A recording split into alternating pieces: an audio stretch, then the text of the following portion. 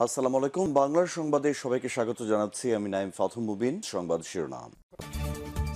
বাংলাদেশের সর্বশেষ গুরুত্বপূর্ণ আপডেট সংবাদে আপনাকে স্বাগত। শুরুতেই সংবাদ শিরোনাম, পরে বিস্তারিত।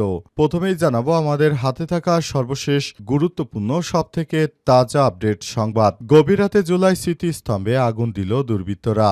মানিকগঞ্জের সেওতা মান্ডা চৌরাস্তায় অবস্থিত জুলাই স্মৃতিস্তম্ভে আগুন দিয়েছে দুর্বৃত্তরা।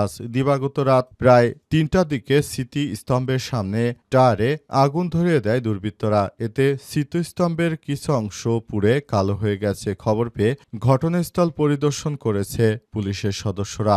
এ ব্যাপারে বৈষম্যবিরোধী ছাত্র আন্দোলন মানিকগঞ্জ জেলা শাখার সদস্য সচিব নাহিদ মনির বলেছেন, মানিকগঞ্জ ৩৬ জুলাই স্মৃতিস্তম্ভে আগুন দিয়েছে আওয়ামী লীগের দুর্বৃত্তরা। এরপর জানাবো দেশে সুষ্ঠু নির্বাচনের পরিবেশ তৈরি হয়েছে বললেন মির্জা ফখরুল। বিএনপির মহাসচিব মির্জা ফখরুল ইসলাম আলমগীর বলেছেন, অনেক চড়াই উতরাই পার হয়ে, অনেক আন্দোলন ও রক্তের মধ্য দিয়ে, অনেক আত্মত্যাগের মধ্য দিয়ে আমরা একটা সুযোগ পেয়েছি। এই গণ অভ্যুত্থানের পর নতুনভাবে বাংলাদেশকে গড়ে তুলতে চাই। এদিকে সারা দেশে সরকারি মাধ্যমিকের শিক্ষকরা কর্মবিরতিতে যাচ্ছেন, হচ্ছে না বার্ষিক পরীক্ষা। দেশের সরকারি মাধ্যমিক বিদ্যালয়গুলোর শিক্ষকেরা ৪ দফা দাবিতে লাগাতার কর্মসূচি শুরু করেছে। তারা কর্মবিরতি দিয়ে ১ ডিসেম্বর থেকে তারা ক্লাস পরীক্ষা বর্জনের সিদ্ধান্ত নিয়েছে। এতে শিক্ষার্থীদের বার্ষিক পরীক্ষা হবে না। জানাবো জাতীয় নির্বাচনের আগে গণভোটের তারিখ পরিবর্তন করতে হবে বললেন মিয়া গোলাম পরোয়ার।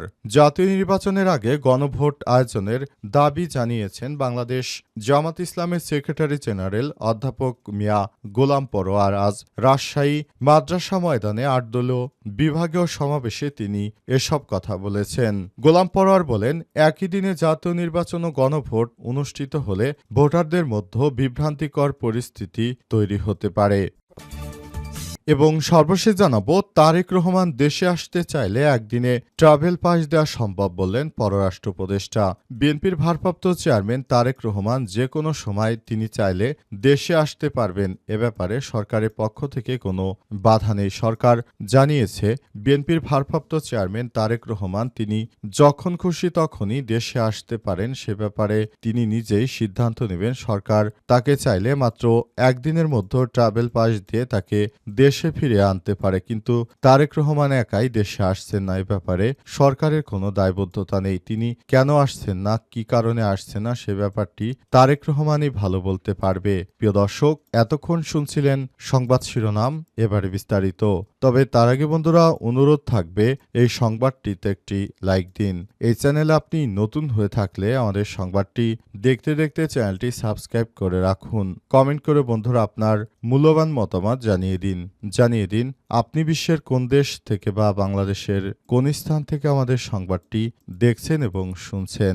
আর বন্ধুরা, গাজা যুদ্ধে আপনি যদি নিরীহ ফিলিস্তিনিদের ভালোবেসে থাকেন, কমেন্টে ইয়েস লিখে বিশ্ববাসীকে জানিয়ে দিন। এবারে বিস্তারিত।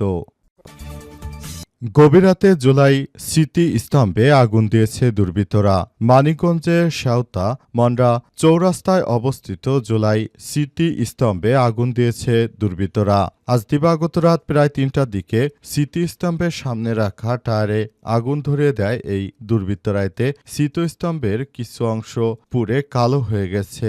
খবর পেয়ে ঘটনার স্থান পরিদর্শন করেছে পুলিশের সদস্যরা। পুলিশ সূত্র থেকে জানা গেছে, রাতের অন্ধকারে একটি প্রাইভেট কারে স্মৃতিস্তম্ভের সামনে এসে থামে। গাড়ি থেকে নামা ২ ব্যক্তি স্মৃতিস্তম্ভের সামনে থাকা ২টি টায়ারে পেট্রোল ঢেলে আগুন ধরিয়ে সেখান থেকে দ্রুত পালিয়ে যায়। পরে সিসিটিভি ফুটেজ বিশ্লেষণ করে ওই তথ্য নিশ্চিত হওয়া গেছে। ব্যাপারে বৈষম্যবিরোধী আন্দোলন মানিকগঞ্জ জেলা শাখার সাবেক সদস্য সচিব নাহিদ মনির বলেছেন, মানিকগঞ্জে ৩৬ জুলাই স্মৃতিস্তম্ভে আগুন দিয়েছে আওয়ামী লীগের দুর্বৃত্তরা। তারা জুলাইয়ের স্মৃতিকে ঘৃণা ভরে উপস্থাপনের চেষ্টা করছে। বৈষম্যবিরোধী ছাত্র আন্দোলনের পক্ষ থেকে আমরা এর তীব্র নিন্দা ও প্রতিবাদ জানাই। আইনশৃঙ্খলা বাহিনীর প্রতি আহ্বান জানাচ্ছি, অতি দ্রুত দুর্বৃত্তদের আইনের আওতায় নিয়ে আসতে হবে। ব্যাপারে অতিরিক্ত পুলিশ সুপার সদর সার্কেল মোহাম্মদ আলাউদ্দিন জানান, গভীর রাতে দুর্বৃত্তরা জুলাই স্মৃতিস্তম্ভে আগুন দিয়েছে। সিসিটিভি ফুটেজ বিশ্লেষণ করে জড়িতদের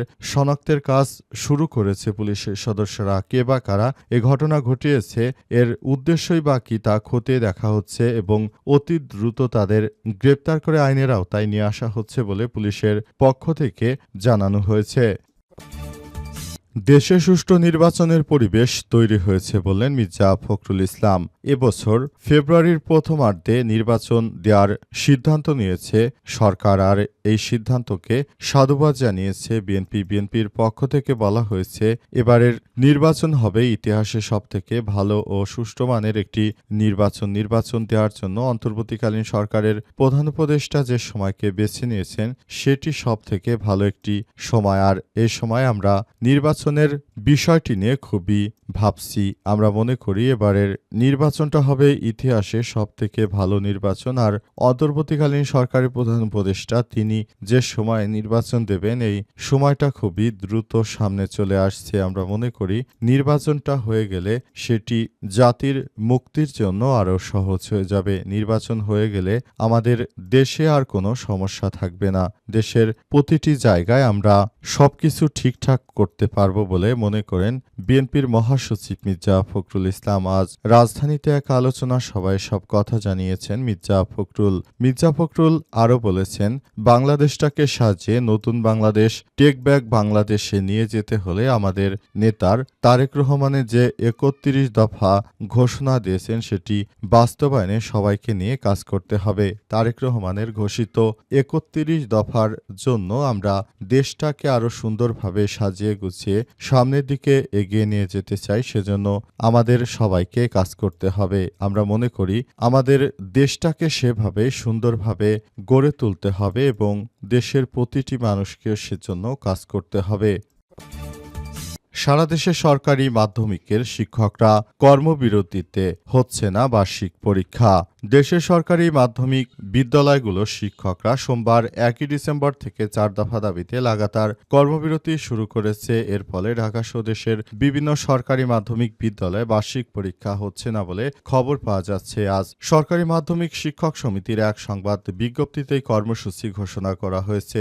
নিচে দেশের বিভিন্ন জেলায় চলমান শিক্ষকদের কর্মসূচি তুলে ধরা হলো। মাধ্যমিক শিক্ষকদের ৪টি দাবি হলো: ১. সরকারি শিক্ষকদের পদকে বিসিএস বা সাধারণ শিক্ষা ও ক্যাডারভুক্ত করে মাধ্যমিকের শিক্ষা অধিদপ্তরে গেজেট প্রকাশ করতে হবে। ২. বিদ্যালয় পরিদর্শন শাখায় কর্মরত শিক্ষকদের বিভিন্ন শূন্য পদে নিয়োগ দিতে হবে। পদোন্নতি ও পদায়ন দ্রুত কার্যকর করতে হবে। ৩. সুপ্রিম কোর্টের রায়ের আলোকে বকেয়া টাইম স্কেল ও সিলেকশন গ্রেডের মঞ্জুরি আদেশ দিতে হবে। ৪. ২০১৫ সালের মতো সরকারি শিক্ষকদের ২ থেকে ৩টি ইনক্রিমেন্ট সহ অগ্রিম বর্ধিত বেতন সুবিধা বহাল রেখে গেজেট প্রকাশ করতে হবে। তাদের এই গেজেট প্রকাশ না করলে তারা নাকি আর ক্লাসে ফিরবে না, পরীক্ষাও নেবে না। এই ধরনের মামু বাড়ির আবদার কিন্তু সরকার মেনে নিচ্ছে না, তাই তারা আন্দোলনে এখনো সংযুক্ত রয়েছে। তারা এভাবে আন্দোলন সংগ্রাম করে দেশের ভাবমূর্তি এবং শিক্ষাকে আরও ধ্বংসের দিকে নিয়ে যাচ্ছে। এমনিতেই বিগত সরকারের সময় দেশের মধ্যে ডিম ভাজা, ডাল ভাজা, পিঠা বানানো ইত্যাদি করে পড়াশোনার যে ক্ষতি হয়েছে সেটি পুষিয়ে তোলার জন্য আসলে আমাদের দেশের এই শিক্ষকরা সবথেকে বড় সন্ত্রাসী। তারা যেভাবে খুশি নিজেদের বেতন বৃদ্ধি করার লক্ষ্যে প্রতিনিয়ত কাজ করছে, সরকারকে বেকায়দায় ফেলতে। এমনিতে সরকারের এবছর সরকারের ঋণের তালিকা 25% বৃদ্ধি পেয়েছে। এই ঘটনা থেকে পরিলক্ষিত হচ্ছে সরকার এমনিতেই দেশ চালাতে হিমশিম খাচ্ছে, আবার এর ভিতরে যদি এদের সবারই বেতন বৃদ্ধি করতে হয় তাহলে সরকার চালানোই দুরূহ পরিস্থিতি হয়ে পড়বে। জাতীয় নির্বাচনের আগে গণভোটের তারিখ পরিবর্তন করতে হবে বললেন অধ্যাপক মিয়া গোলাম পরোয়ার। বাংলাদেশ জামাত ইসলামের সেক্রেটারি জেনারেল অধ্যাপক মিয়া গোলাম পরোয়ার বলেছেন, একই দিনে গণভোট এবং জাতীয় সংসদ নির্বাচনের জন্য ভোট গ্রহণ এটি বাংলাদেশের ইতিহাসে কখনো হয়নি। আর এইভাবে যদি একই দিন এই দুইটি ভোট হয় তাহলে দেশের জনগণ আসলে একদিনে এতগুলো ভোট দিতে পারবে না। সুতরাং এই ভোট দেওয়ার জন্য অবশ্যই সবাইকে আগে থাকতে সুযোগ দিতে হবে, অর্থাৎ এই মাসের মধ্যেই সরকারকে গণভোটের আলাদা একটি তারিখ নির্ধারণ করতে হবে। তা না হলে জামাত ইসলামের আন্দোলনের তীব্রতা আরও বাড়বে। সরকারকে প্রথম থেকে বাংলাদেশ জামাত ইসলামের পক্ষ থেকে প্রস্তাব দেওয়া হয়েছিল সরকার যেন দ্রুততম সময়ের মধ্যে গণভোটের জন্য নভেম্বরের 15 তারিখের মধ্যে সিদ্ধান্ত নেয়, কিন্তু সরকারের পক্ষ থেকে জানানো হয়েছে গণভোট এবং জাতীয় সংসদ নির্বাচনের ভোট গ্রহণ একই দিনে অনুষ্ঠিত হবে। এ ব্যাপারে বিএনপি সেটা স্বাগত জানালেও কিন্তু জামাত ইসলাম সহ সমমনা অন্যান্য ইসলামিক দলগুলো সরকারকেই স্পষ্টভাবে বার্তা দিচ্ছে যে একই দিনে দুটি ভোট দেওয়ার বাংলাদেশের সাধারণ মানুষ কখনো এর আগে করেনি। সুতরাং এই বিষয়টি আরও ভাবতে হবে, যাতে করে সরকার এই বিষয়টি নিয়ে ভাবে সেটি করতে হবে। অন্তর্বর্তীকালীন সরকারের প্রধান উপদেষ্টা প্রফেসর ডক্টর মোহাম্মদ ইউনূসের সরকার যেন গণভোটের তারিখটি আরও আগে নির্ধারণ করেন, সেজন্য জামাত ইসলামের পক্ষ থেকে সরকারকে আহ্বান জানানো হয়েছে। এখন সরকার যদি এ বিষয়ে সিদ্ধান্ত নেয়, সেটি কবে নেবে বা নির্বাচনের আগে হবে কিনা সে বিষয়টি এখন দেখার বিষয়।